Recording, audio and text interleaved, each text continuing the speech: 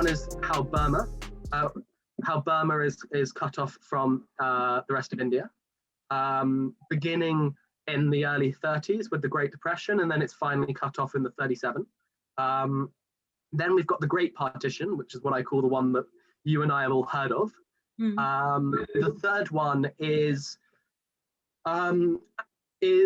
kind of a process rather than one particular moment, but it's incredibly dramatic and we often forget about it. It's the division of 650 princely states, but they are divided between India, Pakistan, Bangladesh, and then about 12 go independent.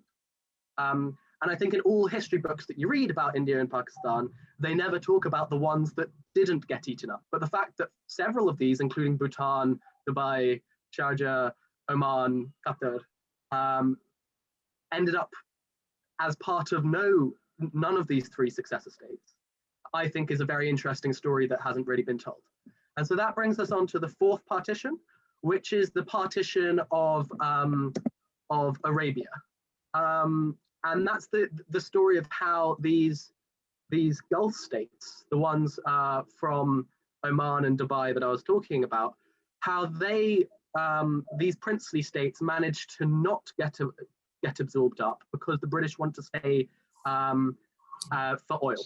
And so after literally 3 months before independence, these princely states are handed over to the colonial office rather than the India office of the British government, which means that when independence rolls around, they're not part of this process. So there wasn't this border that we think of it between the Arab world and the Indian world, what I call the final partition. It's controversial to call it a partition, but it's how Bangladesh and Pakistan break into, and how Bangladesh gains its independence.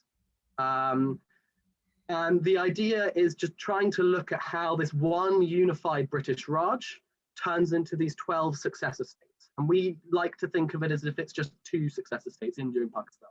But it's so much more complex than that. And it's a process that begins in the 30s. Yeah, so answering your question, that's why 5 partitions.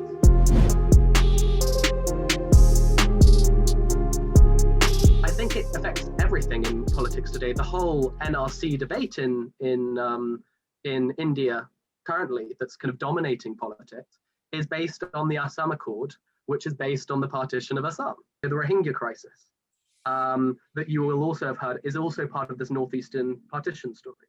When Burma and India are being partitioned, and India and Pakistan are being partitioned,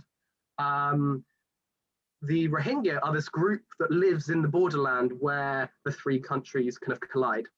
And they campaign for Pakistan. They're one of the big groups that is pushing for an independent Pakistan during the whole independence movement. But when the line is drawn, they end up in Burma. And so the Burmese don't accept them as Burmese citizens. But then, Pakistan, they literally ask Jinnah to annex their part of the Arakan state in Burma. But Jinnah says, look, I'm already caught up in this Kashmir crisis. I can't help you out. And so these are all interconnected stories that we forget how interconnected they are. But they dominate so much of the politics that we're facing today.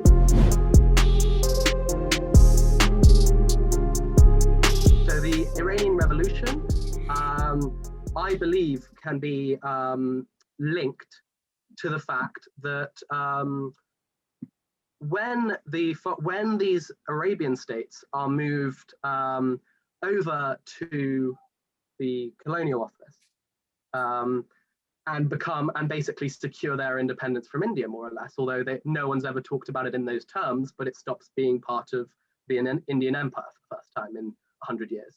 That's so that the British can maintain their hold on oil, and specifically what's now BP, but was then the Anglo-Iranian Oil Company that was operating out of this region. And until just a few years before partition, the head office for this region had been in southern Iran, in Bushehr.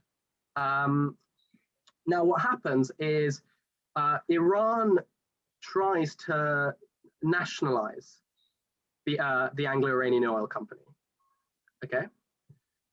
And And what happens is that the British and the Americans stage a coup, and they get rid of Iran's democratically elected leader and put the Shah back on the throne, so that they can keep this this oil company. And this coup is run out of where?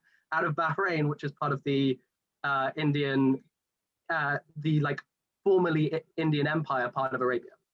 And so the set of decisions that lead to this separation are the same set of decisions that lead to Iran's democratically elected government being deposed, that lead to the Shah being put on the throne, and ultimately lead to the resentment of the West and the overthrow of the Shah and the Iranian Revolution. The Taliban link is definitely, it's less specifically influenced. There's also a lot of like American funding and the Soviet invasion that leads to them.